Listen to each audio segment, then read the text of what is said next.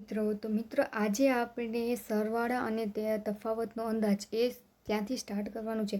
આગળના લેક્ચરમાં આગળના વિડીયોમાં આપણે શું શીખ્યા હતા? તો કે આસન મૂલ્ય શીખ્યા હતા કે 10નો નજીકનો અંદાજ લગાવો, 100નો નજીકનો અંદાજ લગાવો, પછી 1000ના નજીકનો અંદાજ લગાવો અને 10,000ના. એમ આપણે આગળ નજીકનો અંદાજ લગાવતા શીખ્યા હતા. હવે આપણે શું કરવાનું? તો કે સરવાળા અને બાદબાકી કરીએ ત્યારે નજીકનો અંદાજ કેવી રીતના? પહેલાં તો કોઈ આપણે સંખ્યા લેતા ને એની નજીકનો અંદાજ લગાડતા.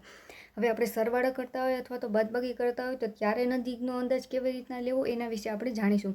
તો કે આપણે જોયું તેમ આપણને સંખ્યાનું આસન મૂલ્ય કોઈ પણ આધાર સુધી લઈ શકીએ છીએ. તો આપણે આગળના જે વિડીયો આપણે ભણ્યા હતા એમાં આપણે જોયું હતું.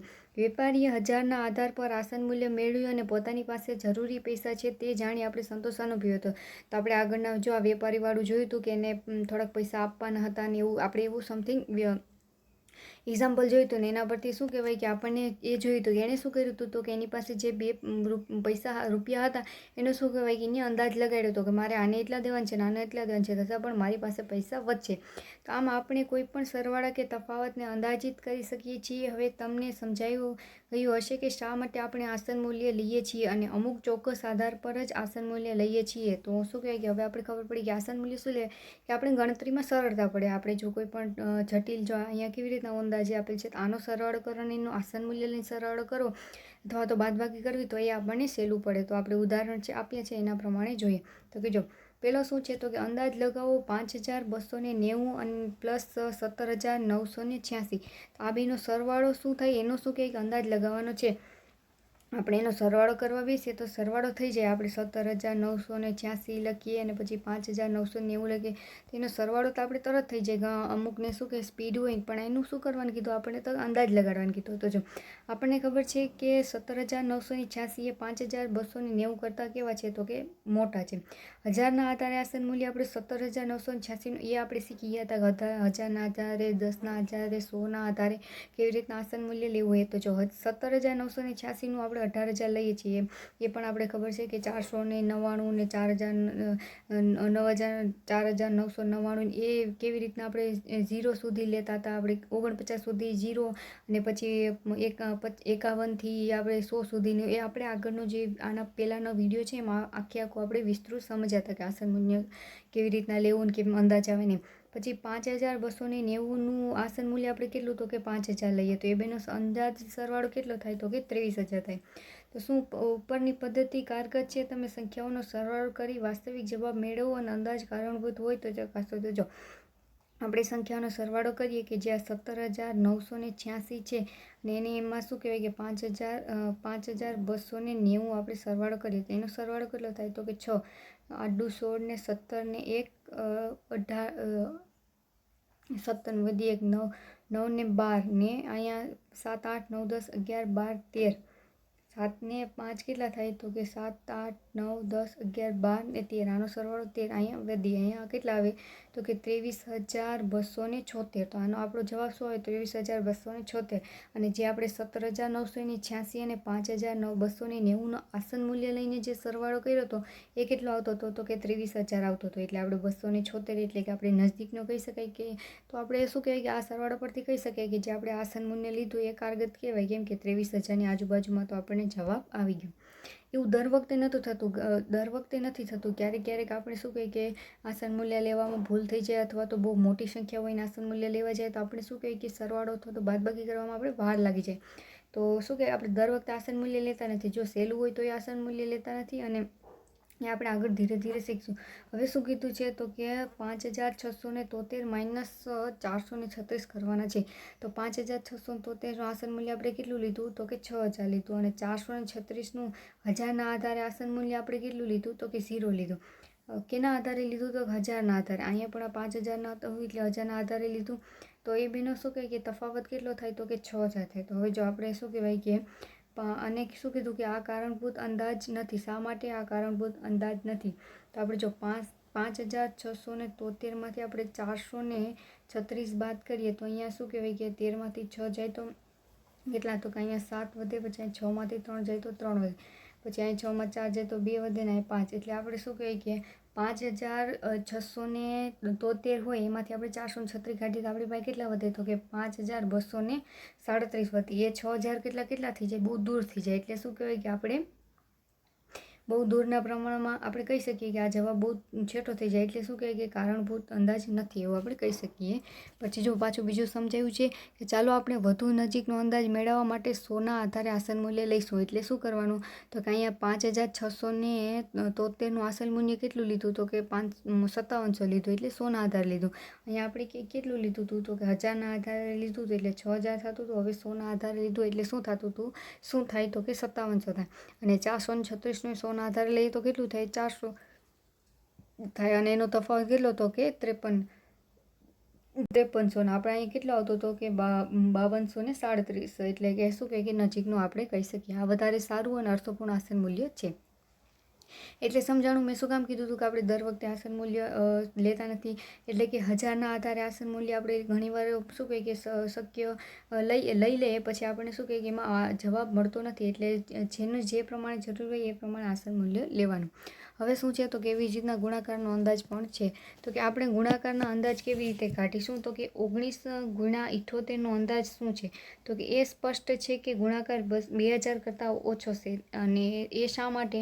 તો કે જો આપણે 19થી નજીકના 10માં અંદાજિત 20 લઈએ અને પછી 78 નજીક 10માં અંદાજિત 80 લઈએ, એટલે કે આપણે 19નું આસન મૂલ્ય આપણે 20 અને 78નું 80 લઈએ, તે 8 દૂને 16, એટલે કે 8 ગુણ્યા 20 ગુણ્યા 80 કરીએ તો કેટલું થાય? તો કે 1600 થાય. તો એ બેનો ગુણાકાર 2000 કરતાં તો નાનો જ છે. એટલે શું કહેવાય કે આસન મૂલ્ય પ્રમાણે આપણે કહી શકીએ.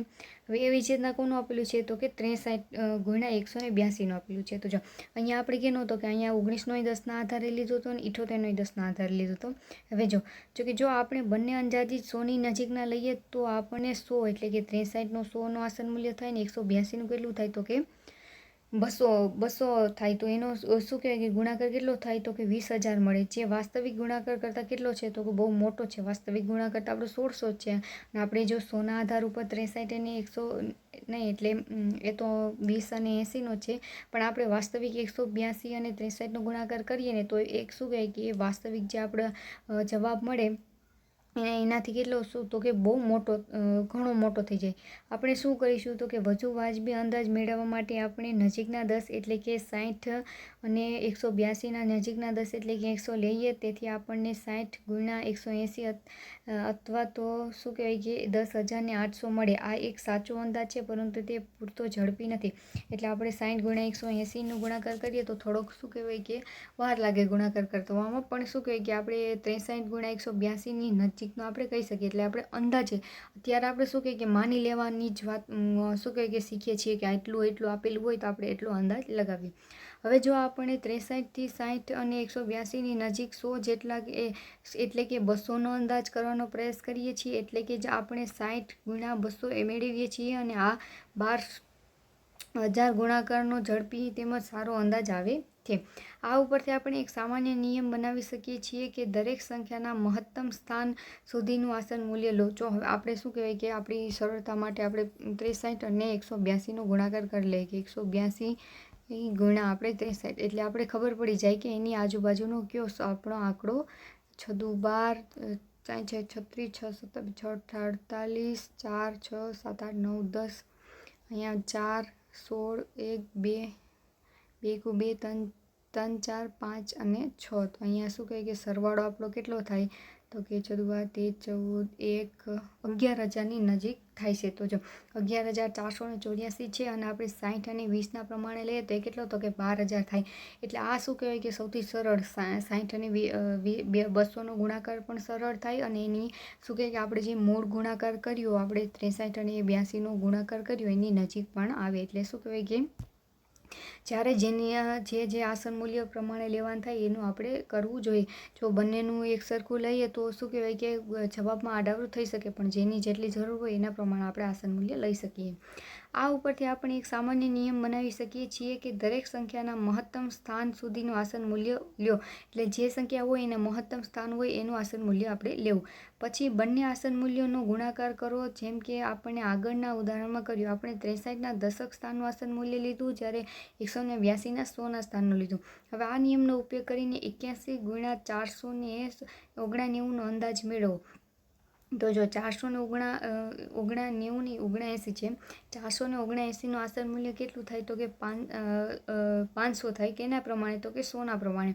અને 81નું આસન મૂલ્ય કેટલું થાય? 10ના પ્રમાણે આપણે 80 લઈએ તો અંદાજિત ગુણાકાર 5 × 40 એટલે કેટલા થાય? તો કે 40,000 થાય. અને આપણે શું કહેવાય, તમારા માટે અંદાજનો એક મહત્વપૂર્ણ ઉપયોગ તમારા જવાબો ચકાસવા માટે, એટલે શું કહેવાય કે આપણને આપણું જે જવાબ હોય એના માટે આપણે સારો એવો અંદાજ લગાવી શકીએ.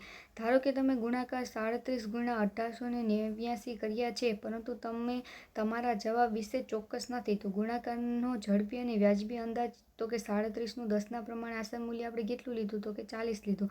અને 1889નું 100ના પ્રમાણે કેટલું? તો કે 2000 લીધું, એટલે કે 80,000 થશે.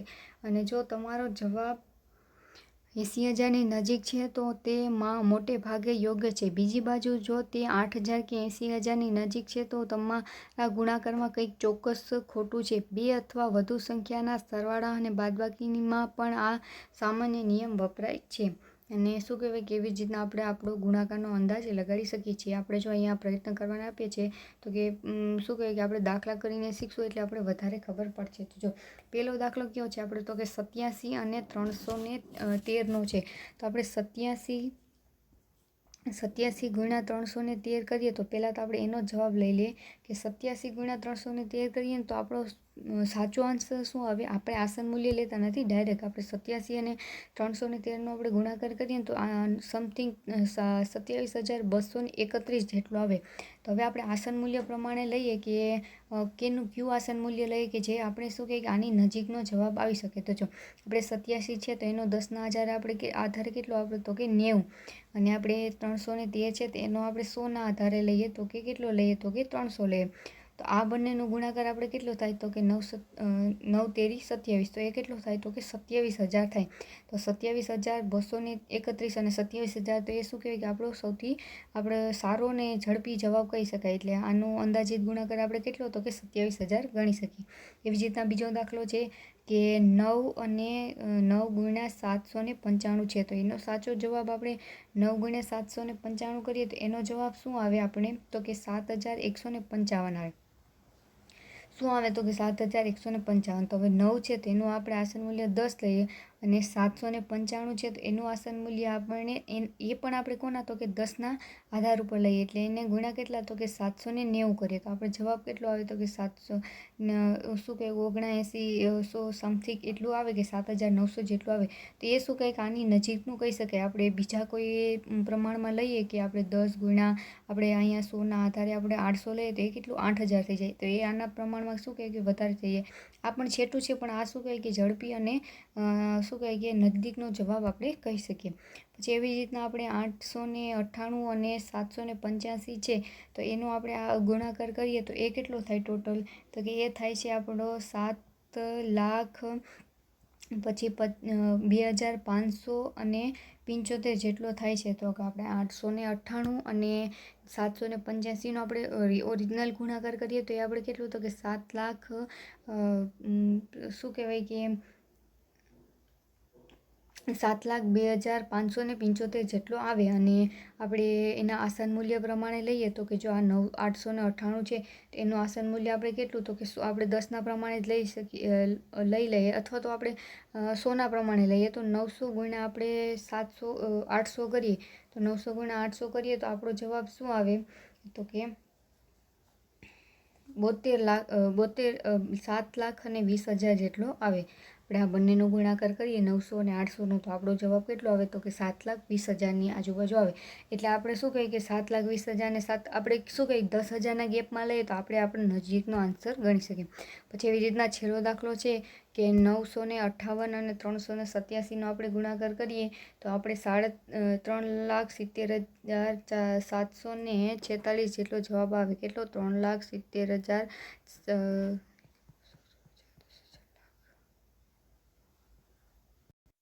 એવી જ રીતના હવે આપણે છેલ્લાની વાત કરીએ તો શું કહેવાય તો કે છેલ્લામાં કેટલા છે તો કે 958 ગુણ્યા 387 છે. તો એનો ગુણાકાર કેટલો થાય તો કે આપણે 3,70,746 જેટલો સમથિંગ આપણે ગુણાકાર આવે. અને એવી જ રીતના જો આપણે આસન મૂલ્ય લઈએ એનું કે અંદાજિત આપણે લઈએ તો કે 958 છે તો એનું આપણે કેટલું લઈ શકીએ તો કે 960 આપણે કેટલા 10ના પ્રમાણમાં લઈએ. જેમ આપણે જે પ્રમાણમાં લઈએ તો વચ્ચે નજીકનો આન્સર આવે તે પ્રમાણમાં લેવું જોઈએ. એવી જ રીતના અહીંયા 390 પ્રમાણે અંદાજે લઈએ તો આનો જવાબ શું આવે તો કે આપણે 3,74,400 સમથિંગ આવે. એટલે આ શું કહે કે સૌથી નજીકનું. થોડીક ગણતરીમાં વાર લાગી. જો આપણે 100ના પ્રમાણમાં કહીએ તો થોડુંક દૂર આવે અને શું કહે વહેલું થઈ જાય. પણ ક્યારેક શું કહે કે 10ના પ્રમાણે આપણે લઈએ તો ગણતરીમાં થોડીક વાર લાગે પણ આપણે વધારે પડતો એવો શું કહે કે આપણે સેટિસ્ફાઈ થઈ શકીએ એવો આપણે આન્સર મળે. પછી શું કહે કે આપણે બીજા દાખલા કરવાના કીધા છે તો તમે આવી રીતના કેમ આપણે ઉદાહરણમાં આપ્યા એટલા ગણાવ્યા છે એવી રીતના તમે તમારી રીતના ગણી અને જરૂર જાતે ગણવાનો પ્રયત્ન કરજો. હવે શું છે તો કે સ્વાધ્યાય છે આપણે આપેલો છે એટલે આપણે વધારે ખબર પડશે. તો કે સ્વાધ્યાય આપણું 1.3 તો કે સામાન્ય નિયમ વાપરી નીચેનો અંદાજ મેળવો. તો કે 730 + 998. તો જો આપણે 730 + 998 કરીએ તો આપણો જવાબ કેટલો આવે તો કે શું કહેવાય કે 1728 સમથિંગ આપણો જવાબ આવે. હવે આપણે શું કરવાનું છે તો કે આપણે આગળ શીખ્યા એ પ્રમાણે કેવી રીતના તો કે અંદાજ વાપરીને કરવાનું છે. તો જો આપણે અંદાજ કરીએ તો એવી રીતના આપણે 730નો આપણે કેટલો અંદાજ લગાવી શકીએ તો કે 100ના પ્રમાણે આપણે શું કહેવાય કે 700 અને 998 છે તેનું 100ના પ્રમાણે આપણે 1000 કરીએ તો આપણો જવાબ કેટલો આવે તો કે 1700ની આજુબાજુ આવે. તો આપણો ઓલો જવાબ કેટલો આવતો તો 1728 ને આ કેટલો આવ્યો તો કે 1700. એટલે આ શું કહેવાય કે સાચું અને સચોટ કહી શકીએ આપણે.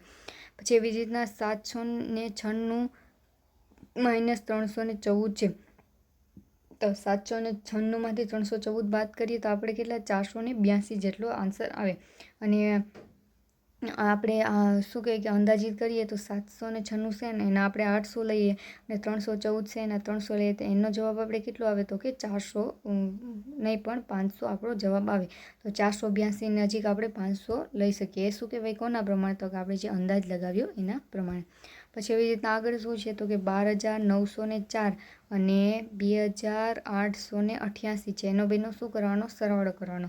એનો જવાબ શું આવે તો કે 15,792 આવે.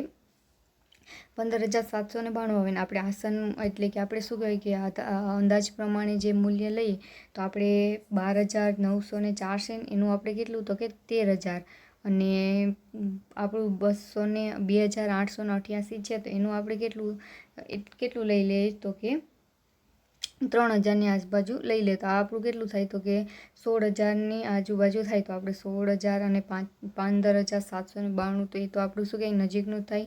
એટલે શું કહેવાય કે આમાં આપણે આવી રીતના આપણે અંદાજ લગાવીએ. પછી એવી જ રીતના 28,292 - 21,496 કરીએ તો એનો આપણે જવાબ શું કહેવાય કે કેટલો આવે તો કે જવાબ આપણો કેટલો આવે 6,796 જેટલો આપણો જવાબ આવે. આ બેનો બાદબાકી કરીએ તો એટલો જવાબ આવે. અને આપણે શું કહીએ હવે 28,292 છે એનું આસન મૂલ્ય આપણે લઈએ તો કેટલું લઈએ તો કે આપણે 28,000 લઈએ. અને 21,496 છે એનું આસન મૂલ્ય કેટલું લઈ લે તો કે આપણે 21,000 લઈ લેતો હોય. એ બેની બાદબાકી કરીએ તો કેટલું આવે તો કે 7,000 જેટલું આવે. તો એ શું કહેવાય કે આની નજીકમાં જ છે એટલે આપણે એ પ્રમાણે આસન મૂલ્ય લઈ શકીએ. હવે શું છે આપણે એવા બીજા દાખલા પણ ગણવાના કીધા છે તે તમે તમારી જાતે કીધું છે તો કે નજીકના 100ના સ્થાન સુધીનો એક અંદાજ આપો અને તેમજ નજીકના દશકના સ્થાન સુધીનો કાચો અંદાજ આપવાનો કીધું છે. તો શું કીધું ટૂંકમાં સરવાળો આપણે કેવી રીતના બેના વસ્તુનું કરતા હતા એવી જ રીતના 3નો સરવાળો કરીને એના નજીકનું આપવાનું છે. જો પહેલું છે તો પહેલાંનો આપણે સરવાળો કરીને એ 5,090 એટલો જવાબ આપણને આવે છે. અને આપણે જો અંદાજિત કરીએ આપણે 100ના આધારે આપણે અંદાજિત કરીએ તો જો 490 છે તેનું આપણે 400 લઈએ. 439 છે એનું 400 લઈએ. પછી 394 છે એનું 300 લઈએ. 34 છે એનું અને 4,317 છે એનું આપણે કેટલું 4,000 એવું લઈએ. તો આપણે જવાબ કેટલો આવે તો કે 4700ની આજુબાજુ આવે. તે શું કહે કે કાઇન્ડ ઓફ આપણે 5,090ની આજુબાજુનું કહી શકીએ. એવી જ રીતના આપણે બાદબાકીનું આપેલું છે તો એનો પણ અંદાજ આપણે લેવાનો છે. તો કે 1,00,000 અને 8,734માંથી આપણે 47,599 બાદ કરીએ તો એ આપણને જવાબ કેટલો આવે તો કે આપણને 61,135 જેટલો આપણો આન્સર આવે. અને આપણે અંદાજિત મૂલ્ય લઈએ તો કે 1,00,000 અને 8,784 છે, તો એનો આપણે શું કહેવાય કે 1,08,000 લઈએ. અને 47,599 છે એનું આપણે કેટલું તો કે 48,000 લઈએ. એનો જવાબ કેટલો આવે તો કે આપણે 60,000ની આજુબાજુ આવીએ. એટલે શું કહે કે આપણે એટલો અંદાજ પ્રમાણે લઈ શકીએ છીએ. પછી શું છે તો કે એના પછીનું આપણને આપેલું છે તો કે કેટલું તો કે 8,325માંથી આપણે કેટલા તો કે 492 બાદ કરવાના છે. તો 8,325માંથી 492 બાદ કરીએ તો આપણે 7,834, એટલે કે આપણો કેટલો જવાબ આવે તો કે 7,834 જેટલો જવાબ આવે, આપણો સાચો જવાબ આવે. આપણે અંદાજ પ્રમાણે કરીએ તો 8,325નું આપણે 8,000 આસન મૂલ્ય અંદાજ લગાડીએ અને 490 છે 91 છે એનું 490 લઈએ તો આપણો જવાબ કેટલો આવે તો કે 75,010 જેટલો જવાબ આવે. તો શું કહે કે એના પ્રમાણે આપણે અંદાજ લગાડી શકીએ. જેવી રીતના છેલ્લું છે તો કે આપણે કેટલું આપેલું છે તો કે 4,89,348 છે, એમાંથી 48,365 આપણે બાદ કરવાના છે. તો જો એ આપણે રિયલ બાદબાકી કરીએ તો આપણો જવાબ કેટલો આવે તો કે આપણે અંદાજિત એટલું કેટલું તો કે 4,40,900 આપણે 83 જેટલો કહી શકીએ. અને આપણે એનો શું કહે કે નજીકનું આપણે આસન મૂલ્ય લઈએ તો આપણે 4,89,348 છે એનું આપણે શું કહેવાય કે 4,90,000 લઈ શકીએ. અને જે 48,365 છે એનું આપણે 48,000 લઈ શકીએ. તો એનો આપણે બાદબાકી કરીએ તો જવાબ કેટલો આવે તો કે આપણે આવે છે 4,42,000 એટલો સમથિંગ જવાબ આવે છે. તો આપણે શું કહી શકીએ કે આ એક શું કહે કે નજીકનો આન્સર કહી શકીએ. પછી શું છે તો કે આવા બીજા ઉદાહરણો બનાવવાના છે, એ તમે જાતે પ્રયત્ન કરજો. પછી સામાન્ય રીતે નિયમોનો ઉપયોગ કરી નીચેના ગુણાકારનો અંદાજ મેળવો, એ આપણે હમણાં જ શીખ્યા છે. તો એવી જ રીતના આપણે કરીએ તો કે જો અહીંયા કેટલો આપેલો છે તો કે 578 ગુણ્યા 161 કરવાનો છે.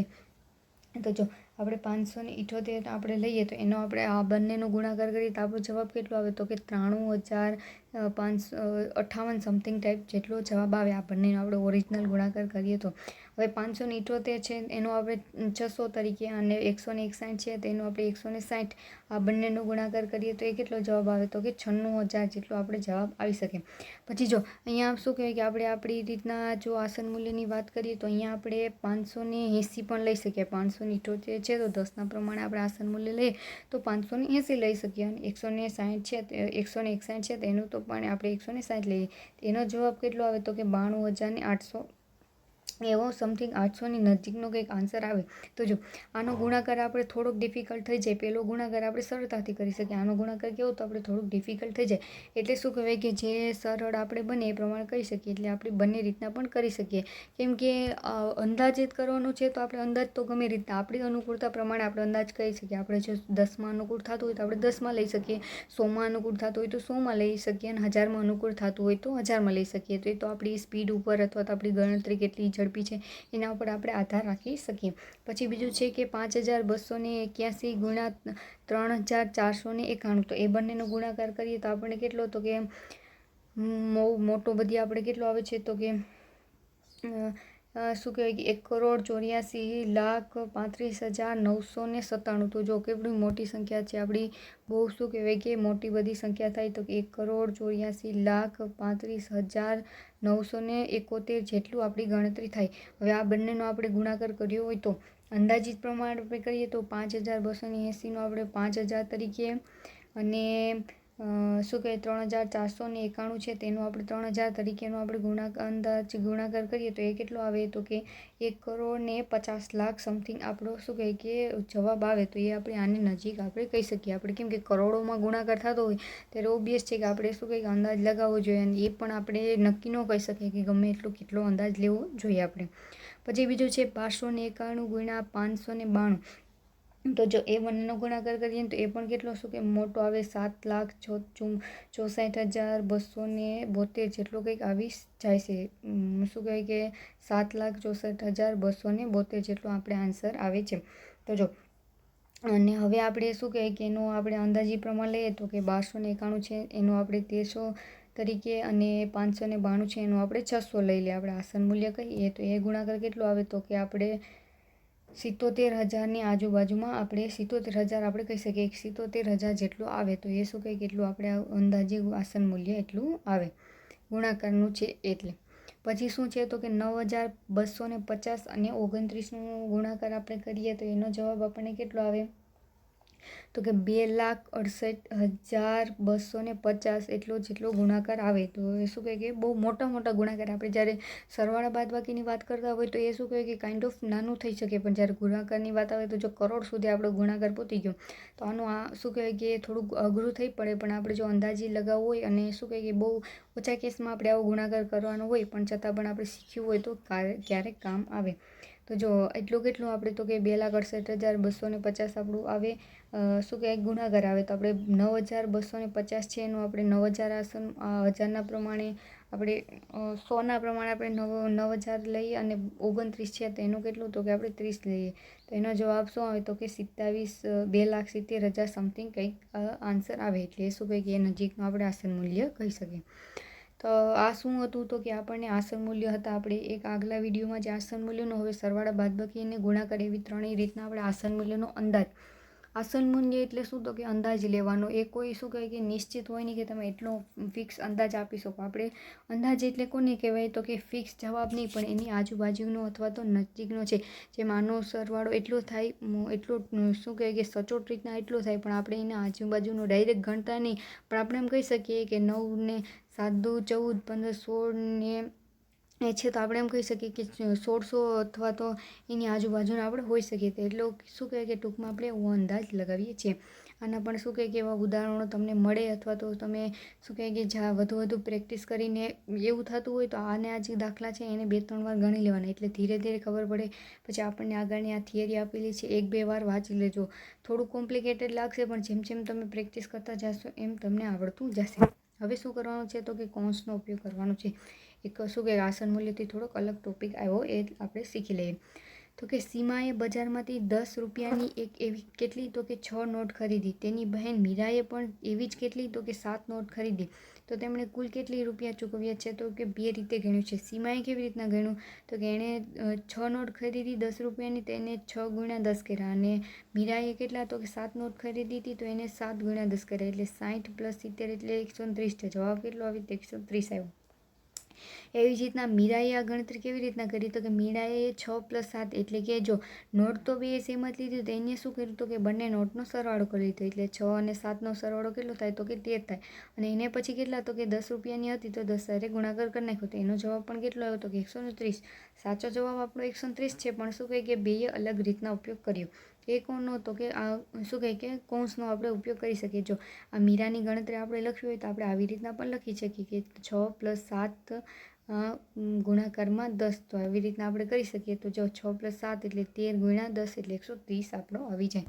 તો ત્યાં શું થયું તો કે આપણે કાઉન્સનો ઉપયોગ થયો અને શું કહે કાઉન્સનો ઉપયોગ આપણે શા માટે કરીએ પણ આપણે જે શું કહે આગળ જોતાં ખબર પડી જાય. જો પ્રયત્ન આપણે જાતે કરવાના છે તો કે કૌંસનો ઉપયોગ કરીને નીચે દર્શાવેલા માટે પદાવલી સ્વરૂપે લખો. તો જો કે 9 અને 2ના સરવાળાને 4 વડે ગુણો. તો જો આપણે આમ પણ કરી શકીએ કે 9 અને 2નો સરવાળો એને ગુણ્યા 4 પણ આ શું કહે કે આપણું ખોટું કહેવાય. જો આપણે આવી રીતના લખીએ કે 9 અને 2નો સરવાળો એને ગુણ્યા 4 આ શું કહેવાય કે આપણું ખોટું કહેવાય. કેમ કે જો આપણે ભાગુ સબાનો નિયમ જાણતા હોય તો પહેલાં ભાગાકાર પછી ગુણાકાર પછી સરવાળો અને પછી બાદબાકી તો આપણે એવી રીતના ન કરી શકીએ. પણ જો આપણે અહીંયા 9 અને 2 વચ્ચે આપણે શું કહે કે કાઉન્સ કરી લઈએ તો આપણું ખોટું ન થાય. અહીંયા આપણે કાઉન્સ કરી લઈએ તો શું થાય કે પહેલાં આ બેનો સરવાળો એટલે 9 ને 2 એટલે કેટલા 11 ને ગુણ્યા 4 એવી રીતના આપણે કહી શકીએ. તો જો આપણે શું કહે કે પદાવલી લખવાની કીધી તો અહીંયા કેવી રીતના આપણે લખાય તો કે 9 + 2 એને ગુણ્યા 4. પછી બીજું શું છે તો કે 18 અને 6ના તફાવતને 4 વડે ભાગો. તો 18 અને 6નો તફાવત એટલે આપણે આવી જ રીતના કહેવાનું લખવાનું કાઉન્સમાં લખવાનું એને શું કરવાનું 4 વડે ભાગવાનું. પછી શું આપ્યું છે તો કે 3 અને 2ના સરવાળાના 3 ગણા વડે 45ને ભાગો. તો જો ખાસ અહીંયા કરવાનું જોવાનું છે કે વડે આપણે શું કહીએ કે આગળ બે કર્યા એવી રીતના આપણે શું કરી લઈએ કે 3 અને 2નો સરવાળો કરીએ, એને શું કહેવાય કે એના 3 ગણા કરીએ અને 45 હારે ભાંગી નાખીએ. પણ એવું નથી કરવાનું. આપણે શું કરવાનું, 45ને આનાથી ભાંગવાનું છે, આને 45થી ભાંગવા નથી. એટલે પહેલાં શું આવે તો કે આપણે 45 લખવાનું. એટલે આની પદાવલી કેવી રીતના થાય તો કે 45 ભાંગ્યા આપણે 3 ગુણાકારમાં શું કહેવાય કે 3 અને 2નો સરવાળો. કેમ કે 3 અને 2ના સરવાળાના કેટલા તો કે 3 ગણા. આપણે 5 તેરીને 15 ભાંગ્યા 45 કરીએ તો 15 તેરી 45 એ આપણો જવાબ આવે. તો આપણે કેવી રીતના કરવાનું છે, 45ને ભાંગવાનું છે, એ ખાસ આપણે જોવાનું છે. એની પદાવલી કેવી થાય તો કે 45 ભાંગ્યા 3 કૌંસમાં 3 + 2. પછી શું છે નીચે આપેલું તો કે 5 + 8 × 6 માટે 3 અલગ અલગ પરિસ્થિતિઓ લખો. તો આપણે કેવી પરિસ્થિતિ લખવાની છે તો કે જો અહીંયા આપણે ઉદાહરણ આપેલું છે એવી રીતના આપણે પરિસ્થિતિ લખી શકીએ. તો કે સોહાની અને રીટા 6 દિવસે કાર્ય કરે છે, 6 દિવસ કાર્ય કરે છે. સોહાની દિવસમાં 5 કલાક અને રીટા 8 કલાક કામ કરે છે. તે બંને અઠવાડિયામાં કેટલા કલાક કામ કરે છે? તો શું કહેવાય કે એવી રીતના દિવસ કેટલા તો કે 5 દિવસ અને 8 દિવસ. અને શું કહેવાય કે ટોટલ કાર્ય કેટલું, કલાક કેટલી છે તો કે 5 અને 8 અને ટોટલ દિવસ કેટલા છે તો કે 6. તો એવી રીતના આપણે શું કહીએ કે પરિસ્થિતિ કહીએ તો આપણે પહેલું તો આપણે આ પ્રમાણે જ કહી શકીએ કે 5 અને 8ના સરવાળાને 6 વડે ગુણો. પછી આપણે એવું પણ કહી શકીએ કે જો કોઈ એકનું નામ લેવાનું એને 5 બુક ખરીદી અથવા તો 5 પેન ખરીદી 6 રૂપિયાની, અને કોઈ 8 પેન ખરીદી 6 રૂપિયામાં, અથવા તો 8 વસ્તુ ખરીદી 6 રૂપિયામાં, તો એ બેન ટોટલી કેટલું થયું એના પ્રમાણે આપણે શું કહીએ કે ખાલી પરિસ્થિતિ અથવા તો આપણે એમ કહી શકીએ રકમ આપવાની છે. આવશ્યક કૌંસનો ઉપયોગ કરીને 5 પરિસ્થિતિઓ લખો. તો શું કહે કે નીચેના કોષ્ટક છે એવી રીતના 5 પરિસ્થિતિ આપેલી છે. તો જો આપણે શું કહેવાય કે 8 અને 3ના તફાવતને 7 વડે 7 ગણા કરો. એવી રીતના આપણે શું કહીએ કે પરિસ્થિતિ લખી શકીએ. પછી અહીંયા કેવું આપેલું છે તો કે 7 અને 2ના સરવાળો અને 10 અને 3ના તફાવતનું શું કહેવાય કે ગુણાકાર કરવાનો, અથવા તો એ બેને ભેગા કરવું. એવી રીતના આપણી પરિસ્થિતિઓ વાક્ય સ્વરૂપે બનાવી શકે. પછી શું છે તો કે તમે જોઈ શકો છો કે સીમા અને મીરાના જવાબ મેળવવા માટે થોડી અલગ છે. બેનો રીત કેવી છે તો કે અલગ છે, પરંતુ બંને યોગ્ય પરિણામ આપે છે. શા માટે? બંનેનો જવાબ સાચો આવે છે પણ રીત કેવી છે તો કે અલગ છે. સીમા કહે છે મીરાએ જે કર્યું તે 7 + 6 × 10 છે.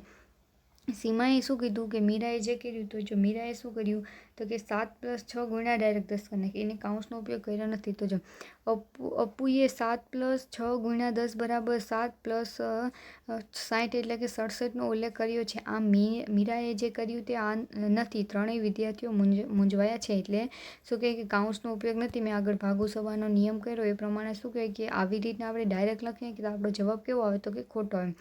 આવા કિસ્સામાં મૂંઝવણ ટાળવા માટે આપણે કૌંસનો ઉપયોગ કરીએ છીએ. આપણે કૌંસનો ઉપયોગ કરીને 6 અને 7નું જૂથ બનાવી શકીએ છીએ. આ જૂથને એક સંખ્યા તરીકે ગણવામાં આવે છે. આમ જવાબ 6 + 7 × 10 એટલે કે 13 × 10 એટલે કે આપણે 130 આવે છે.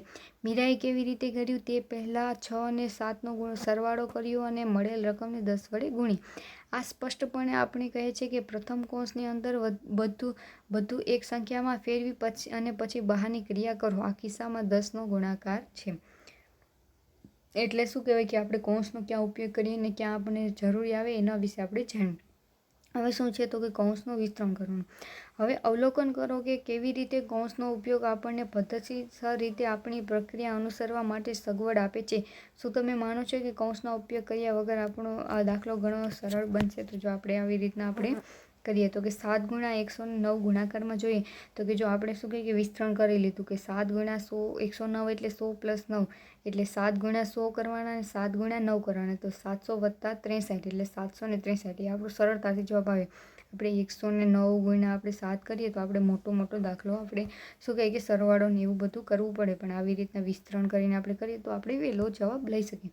એવી જ રીતના 102 અને 103 છે તો 100 + 2 × 100 + 3. પછી આપણે આડા ક્રોસ ગુણાકાર કરવાનો કે 100 + 2 × 100 100 + 2 × 3. તો 100 × 100 + 2 × 100 100 × 3 2 × 3. તો એનો બધાનો શું કહે કે જવાબ મેળવી અને આપણે જવાબ કેટલો આવે તો કે 10,506 મોટા અમુક ક્યારેક શું કહેવાય કે સરળ બની શકે અને ક્યારેક લાંબો પણ થઈ શકે. 17 × 109 કરીએ આપણે તો જો 17નું વિભાજન કરવાનું, પછી 109નું વિભાજન કરવાનું, પછી એને ક્રોસ ગુણાકાર કરવાના, પછી આપણો જવાબ કેટલો 1853 આવે. તો આવો ગુણાકાર કરવા છતાં આપણે 109 × 17 કરીએ તો કદાચ શું કહે કે ઝડપી જવાબ આવી શકે.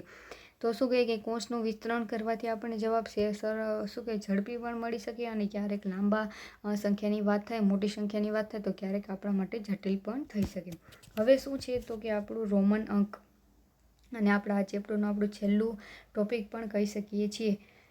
તો કે આપણને અત્યાર સુધીમાં હિન્દુ અરેબિક અંક પ્રણાલીઓ જોઈ આવી ઘણી બધી પદ્ધતિઓ છે. આવી જ એક પ્રાચીન અંક પદ્ધતિ છે રોમન અંક પદ્ધતિ. આ પદ્ધતિ હજી ઘણા ક્ષેત્રોમાં વાપરવામાં આવે છે. ઉદાહરણ તરીકે ઘડિયાળમાં અને શાળા સમયપત્રકમાં શ્રેણી દર્શાવવા રોમન અંકનો ઉપયોગ થાય છે, જ્યાં રોમન આંકડા વપરાય છે. આવા અન્ય ઉદાહરણો તો આપણે સંખ્યા શ્રેણીમાં પણ આપણે ગણિતમાં આપણે જોતા હોય કે 1, 2, 3, 4 ઘણીવાર. પછી આપણે શું કહીએ કે રોમન અંક કપડાની બાબતમાં આપણે ઘણી એ આપણે આગળ આવશે એક્સેલ ને ડબલ એક્સેલ ને એ બધું શું કહે કે આપણે કપડાની જ્યારે સાઇઝની વાત કરીએ ત્યાં પણ આપણે ઉપયોગ કરીએ છીએ.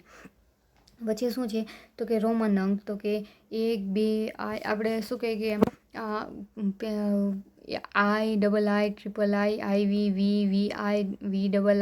આ બધા છે. પછી IX, VIII, પછી X એ અનુક્રમે શું દર્શાવે છે તો કે 1, 2, 3, 4, 5, 6, 7, 8, 9 અને 10 દર્શાવે છે. એટલે જો કેવી રીતના I એટલે 1, પછી II એટલે 2 એવી રીતના દર્શાવે છે.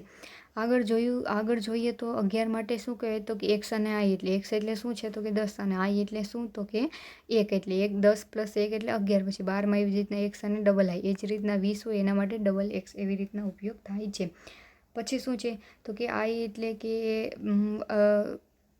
1 એટલે I, પછી 5 માટે શું વપરાય V, પછી 10 માટે X, 50 માટે L, 100 માટે C, 500 માટે D અને 1000 માટે M વપરાય છે. આવા તેના કેટલાક નિયમો વિશે ચર્ચા કરીએ તો એના થોડાક નિયમો પણ છે એ આપણે જોઈએ. તો કે જો પ્રતીકનું પુનરાવર્તન થાય તો તેની કિંમત એટલી વખત ઉમેરાશે. એટલે કે જો 2 વખત I એટલે કે 2, એક ડબલ વખત X એટલે કે 1X એટલે 10, 2X એટલે 20, પછી ટ્રિપલ X એટલે 30.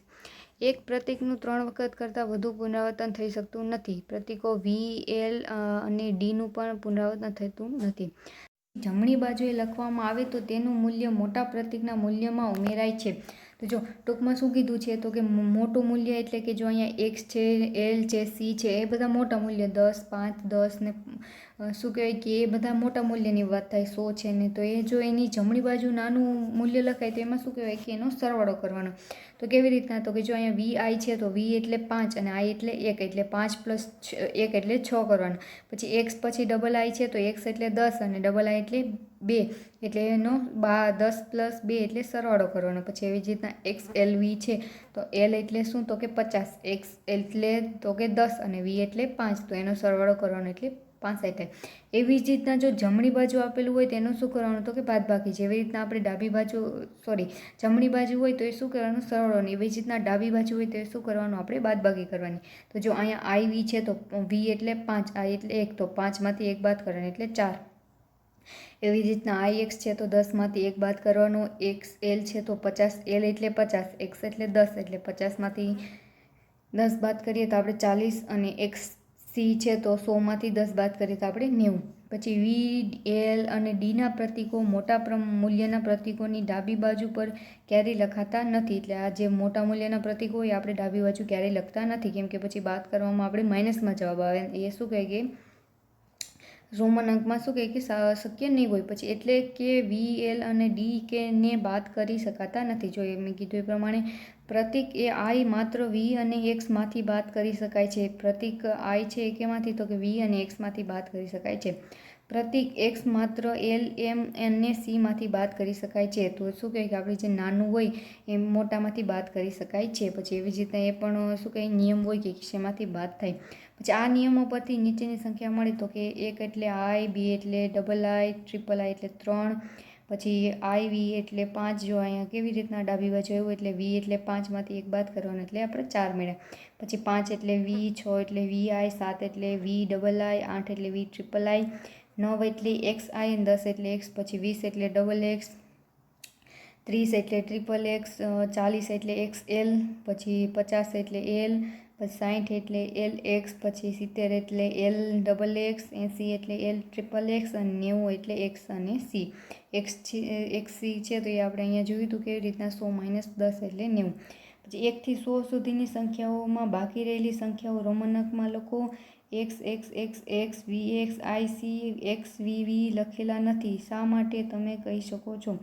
જો આપણે પહેલાં આ જોઈ લઈએ તો કે રોમન અંક 73 છે. 73 લખવાના છે. 73 એટલે 70 + 3. તો 70 એટલે આપણું શું થાય તો કે XL, LXL, LXX અને પછી શું આપેલું છે તો કે 3 એટલે કે આપણે I લખવાના. પછી એવી રીતના 92 છે તો 90 આપણે કેવા તો કે X અને C એટલે 90 અને પછી શું તો કે I લખવાના છે. તો એ આપણું શું થઈ જાય રોમન અંક છે. પછી શું કહેવાય કે 1 થી 100 સુધીમાં જે સંખ્યા બાકી રહેલી છે એ રોમન અંકમાં લખવાની છે. જો આપણે ક્યાં સુધી 10 સુધી છે. પછી આપણે 11ની વાત કરીએ તો XI, 12ની વાત કરીએ તો XXI, પછી એવી રીતના આપણે કેવી રીતના તો આ 9 સુધી આપણે લખવાના છે. તો કે આપણે 29ની વાત કરીએ તો 29 કેવી રીતના લખવાનું આપણે તો કે X + I અને X એટલે આ શું થઈ જાય 10 અને IX એટલે 9. 10 + 9 એટલે 29. તો એ રીતના આપણી 20ની લાઈન થઈ ગઈ. એવી જ રીતના આપણે શું કહીએ કે છેલ્લે સુધી પૂરેપૂરી આપણે લખી શકીએ. પછી 4X ને VX ને એ બધું કેવું કે શું કામ આપણે નથી લખી શક્યા તો એ બધા આપણા નિયમો છે કે કોઈ પણ 3 કરતાં વધારે શું કહેવાય કે પુનરાવર્તન થઈ શકાતું નથી. પછી V છે, I છે, X છે એ બધું શું કહેવાય કે આપણે કહેવા તો કે ડાબી બાજુ લખી શકાતા નથી. પછી શું છે તો કે રોમન અંકમાં લખવાનું છે આપણે 69 અને 98. 69 એટલે શું તો કે આપણે 60 + 9 એટલે 50 + 10 અને 9 એટલે XL + IX એટલે LXIX થાય. પછી એવી જ રીતના 98 છે તો એને 90 + 8માં લખી શકીએ. તો 90 કેમ થાય તો કે 100 - 10 અને 8 તો આપણે છે જ એટલે XC અને પછી શું કે 8 એટલે VII એટલે XCVII. તો એ શું કહેવાય કે આપણે આખી આપણું રોમન અંક આપણે લખી શકીએ છીએ. મિત્રો અંતમાં આપણે શું શીખવાના છે તો કે આપણે ચર્ચા કરી એટલે કે જે આપણે શું શીખીએ. આપણે બહુ લાંબુ ચેપ્ટર ચાલ્યું એમ કહી શકીએ કે આપણે શું કહે કે આપણે 8મો કે 9મો પાર્ટ થઈ શકે પણ શું કહે કે ચેપ્ટર પણ એટલું લાંબુ હતું. એટલે આપણે શું શીખ્યા પહેલેથી છેલ્લે સુધી આપણે એ શું શીખ્યા એના વિશે ચર્ચા કરીએ. તો જો કેટલું ટોપિક પણ કેટલા વધારે 12 જેટલાની વાત થઈ છે. તો જો 2 સંખ્યાઓ આપેલ છે જેના અંકો વધારે છે તે મોટી સંખ્યા છે. જે આપેલા 2 સંખ્યામાં અંકોની સંખ્યા સમાન હોય તો તે સંખ્યાથી ડાબી બાજુનો અંક મોટો હોય તે મોટી સંખ્યા છે. જ્યારે તે પણ સરખા હોય ત્યારે તેના પછીનો અંક જુઓ. આ રીતે આગળ વધવું હોય એટલે આ ટૂંકમાં કેવો ટોપિક તો કે આપણે જે કઈ સંખ્યા નાની છે કઈ સંખ્યા મોટી છે એ વાળો છે. પછી આપણે આપેલ અંકમાંથી સંખ્યાઓ બનાવવા સંખ્યા રચનાની શરત સંતોષાય છે કે નહીં તેની કાળજી રાખવી જોઈએ. આમ 7, 8, 3, 5નો ઉપયોગ કરી અંકોના પુનરાવર્તન સિવાય 4 અંકની મોટામાં મોટી સંખ્યા બનાવવા માટે આપણે 4 આંકડાનો વાપરવાની જરૂર છે. તે સૌથી મોટી શું કહેવાય કે સૌથી ડાબી બાજુએ માત્ર 8 છે. એટલે શું કહેવાય કે આ કઈ વાત છે તો કે આપણે સૌથી મોટી સંખ્યા અને સૌથી નાની સંખ્યા એ વાળો ટોપિક છે. પછી તો કે 4 અંકોની સૌથી નાની સંખ્યા 1000 એટલે 1000 છે. તે 3 અંકની સૌથી મોટી સંખ્યા 9999 પછી તરત જ આવે છે. એ જ રીતે સૌથી નાની 5 આંકડાની સંખ્યા 10000 છે. તે 10000 છે અને 4 અંકોની સૌથી મોટી સંખ્યા એટલે 9999 પછી તરત આવે છે. વધુમાં 6 અંકની સૌથી મોટી સંખ્યા એટલે 1 લાખ છે. જે 1 લાખ છે તે 5 અંકની સૌથી મોટી સંખ્યા એટલે 99999 પછી તરત આવે જ છે. આ રીતે આગળ વધવાનું છે. તો આપણે 10 લાખનો 1 લાખનો પરિચય ને 10,000નો પરિચય ને એ બધું જોયું તો એ ટોપિક છે.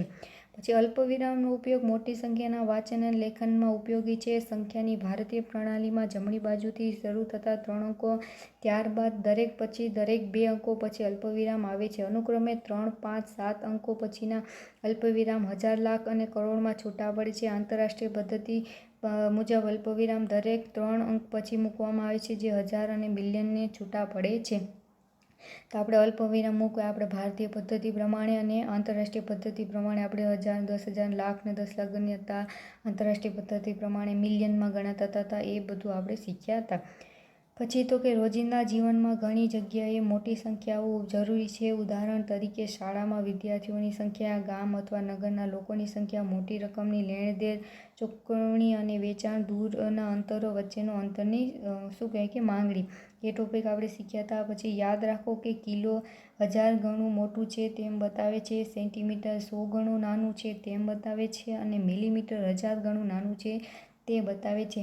આમ 1 કિલોમીટર બરાબર 1000 મીટર, 1 મીટર બરાબર 100 સેન્ટીમીટર અથવા 100 1000 મિલીલીટર વગેરે. એ આપણે કિલોગ્રામ વાળું, સેન્ટીમીટર વાળું, લીટર વાળું એ આખો ત્રણેય ટોપિક ક્લિયર કર્યા હતા. પછી તો કે એવી ઘણી પરિસ્થિતિઓ છે જેમાં આપણે ચોક્કસ જથ્થાની જરૂર નથી, પરંતુ માત્ર એક યોગ્ય અંદાજ જરૂરી છે. ઉદાહરણ તરીકે, કેટલાક દર્શકોએ એક ખાસ આંતરરાષ્ટ્રીય હોકી મેચ જોઈ હતી. તે દર્શાવતી વખતે આપણે અંદાજિત સંખ્યા કહીએ છીએ, જેમ કે 51,000. અહીં ચોક્કસ સંખ્યા કહેવાની જરૂર નથી.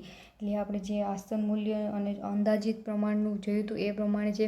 પછી અંદાજિત માપવા આવશ્યક ચોકસાઈ જરૂરી છે. આમ 4117ની અંદાજિત આશરે 4100 અથવા તો 4000 લઈ શકાય. એટલે કે આપણી જરૂરિયાતને આધારે નજીકના 100 અથવા નજીકના 1000 સુધીનું હોઈ શકે. એ આપણું આસન મૂલ્ય. પછી ઘણીવાર જવાબનો અંદાજ મેળવીએ છીએ. આપણે આપણો આસન મૂલ્યનો ઉપયોગ કરીએ છીએ તે ઝડપથી અંદાજિત જવાબ આપે છે. પછી સંખ્યાઓની ક્રિયાઓના અંદાજ જવાબ ચકાસવામાં ઉપયોગી છે. સંખ્યાઓની ક્રિયાઓ અંદાજ જવાબ ચકાસવામાં ઉપયોગી છે. પછી એકથી વધુ સંખ્યામાં ક્રિયા કરવાની જરૂરી હોય તેવા જગ્યામાં આપણે કૌંસનો ઉપયોગ આપણી મૂંઝવણ ટાળે છે અને અનુકૂળ સગવડ કરે છે. જે આપણે કૌંસનો ઉપયોગ જે આપણે જોયો એમ. પછી છેલ્લે શું જોયું તો કે આપણે હિન્દુ અરેબિક અંક પદ્ધતિનો ઉપયોગ કરીએ છીએ. લેખન અંકની પદ્ધતિ આપણે રોમન પદ્ધતિથી પણ આપણે શીખ્યા છે. તો એ આપણો છેલ્લો આપણો ટોપિક હતો. અને એની સાથે જ આપણું આખું ચેપ્ટર જે સંખ્યા પરિચય આપણે શરૂઆત કરી હતી એ આપણું અહીંયા આપણે પૂર્ણ વિરામ આપી એવું આપણે કહી શકીએ કે આપણું જે આ પહેલું ચેપ્ટર છે સંખ્યા પરિચય આપણું આખું પૂરું થઈ ગયું. હવેથી આપણે ક્યાં તો કે નવા ચેપ્ટરમાં મળશું. એક નવું ચેપ્ટર અને નવી સફર શરૂ કરશું. આપણે અંદાજે મને ખાસ યાદ નથી પણ 10 જેટલા આપણે પાઠ ભણ્યા છે. અલગ અલગ ટોપિકથી લઈને ભણ્યા છે એટલે આપણને યાદ રહે. એકસાથે જાદુ બધું કરવામાં આપણે બધાથી હાથ ધોઈ બેસીએ એટલે અલગ અલગ ભાગથી આપણે શીખ્યા હતા. તો મળશું હવે બીજા ચેપ્ટરમાં. ત્યાં સુધી બાય બાય.